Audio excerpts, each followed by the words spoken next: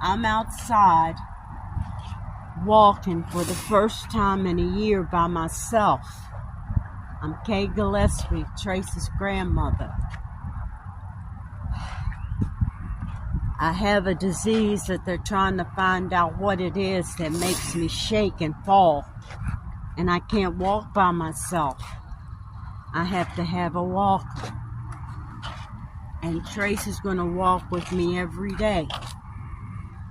And I don't want to tell my personal business, but I got a good doctors here in Frisco, Texas.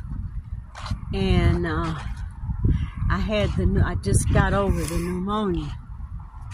And I had it bad.